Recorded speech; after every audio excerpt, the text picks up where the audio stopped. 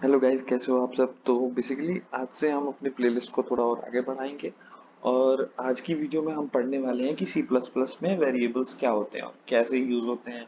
तो देखो गाइस, एक सिंपल एग्जांपल से आपको समझाने की कोशिश करता हूँ। अगर घर पे कोई भी चीज़ आप रखते हो, जैसे आप बिस्किट्स रखते हो, तो उसके लिए एक कंटेनर होता है, उसके अंदर आप उसको स्टोर करते हो। तो ऐसे in terms of programming variable are nothing but they are a container to store some data और इंफॉर्मेशन। ठीक है। तो सिंपल भाषा में मैंने आपको बताया, अब चीजों को करके दिखाता हूँ। ठीक है, तो चलिए मैं दिखाता हूँ कि कैसे इसको डिक्लेयर करता है। ठीक। तो यहाँ पे ये सोच रहे हो आप इसने क्या लिख दिया। ये कुछ नहीं गाइस, मैं समझाता हूँ। देखो, ये है हमारा वेरिएबल का नाम। ठीक है, जो आप ABCSN देख रहे हो ना, these are the names of the variables. ठीक है। और ये इंट, इंट मतलब होता है कि ये हो गया आपका इंटीजर। ठीक। ये है आपका decimal value. This is your character. Sorry. This is the string,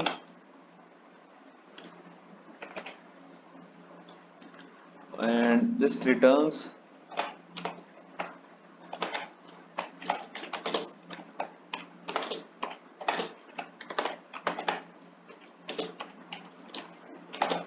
और 0 and 1। ठीक है। तो ये चीज आपको थोड़ा ध्यान में रखना है और मैंने सारी चीजें रख दी हैं। तो देखो, वेरिएबल का नाम, और ये बताता है इंट दिखाता है ये चीज कि आप इस वेरिएबल में इंटीजर वैल्यू स्टोर करने वाले हो। फ्लोट बताता है कि आपको डेसिमल वैल्यू स्टोर करना चाहते हो। देखो गाइस, जब भी आप वेरिएबल डिक्लेयर करते हो ना, तो आपको उसका से डेटा टाइप लिखना पड़ता है, क्योंकि इंपॉर्टेंट है। हमारे कंपाइलर को पता होना चाहिए कि हम क्या वैल्यूज को दे रहे हैं या फिर क्या वैल्यू का हम यूज करने वाले हैं। ठीक है। तो कैरेक्टर के लिए आप CHAR लिखते हो, स्ट्रिंग के लिए आप सिंपल स्ट्रिंग और स्ट्रिंग का नाम लिखते हो, और बूल के लिए आप बूल और एन लिखते हो, या जो भी आपका बूल का वेरिएबल का नाम देना चाहते हो। तो बूल कुछ नहीं है गाइस, बूल सिर्फ दो वैल्यूज रिटर्न करता है, ट्रू और false. 0 represents false and 1 represents true. ठीक है। तो जो भी नॉन जीरो नंबर होते हैं ना, उनके लिए ये ट्रू देता है, और मतलब 1 देता है, और जितने भी जीरो होता है उसके लिए वो फॉल्स या जीरो देता है। ठीक है।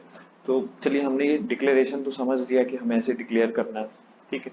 अगर हम इनिशियलाइजेशन करना चाहते हैं, तो इनिशियलाइजेशन कुछ नहीं है, एक सिंपल इक्वल टू लिख के जो भी हम वैल्यू देना चाहते हैं, जैसे आपको समझाता हूँ। देखो, अगर जैसे मैंने यहाँ लिखा इंट एक्स, अब यहाँ पे मैं लिखता हूँ 10, 19, ओके 19।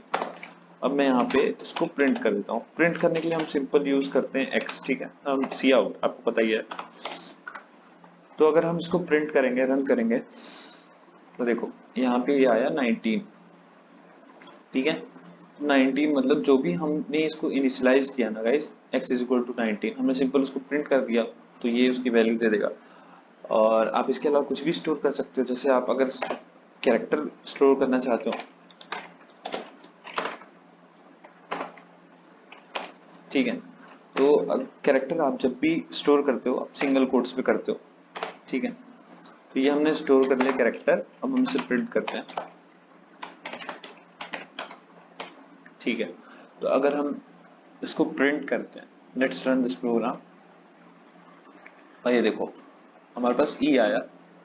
और ये एक लाइन में इसलिए आया है क्योंकि मैंने यहाँ एंडल नहीं लगाया। तो अगर आपको दूसरी लाइन में आउटपुट चाहिए, सिंपली आप एक यहाँ एंडल लगा सकते हो, एंडल या स्लैश एन भी कर सकते हो, जैसा आप चाहो।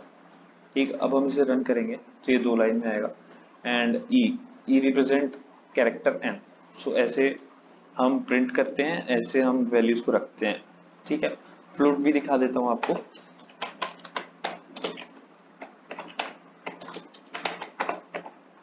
नहीं सॉरी, इसको इनिशियलाइज करना था ना। फ्लोट आप 34.6 रखा। ठीक है। अब हम इसे प्रिंट करेंगे, बेसिकली वेरिएबल का नाम लिखते हैं और प्रिंट हो जाता है। ठीक। हैंडल लगा लेता हूँ ताकि डिफरेंट लाइन में आउटपुट आए। तो ये देखो गाइस, तो बस सिंपल ऐसे स्टोर करते हैं, डिफरेंट डिफरेंट वैल्यूज के लिए डिफरेंट डिफरेंट डेटा टाइप वाले वेरिएबल बनते हैं। और यहाँ पे मैं लिख देता हूँ इनिशियलाइजेशन, ठीक, ताकि जब आपको कोड मिले आप देखो तो आपको थोड़ा समझने में आसानी हो, ठीक है।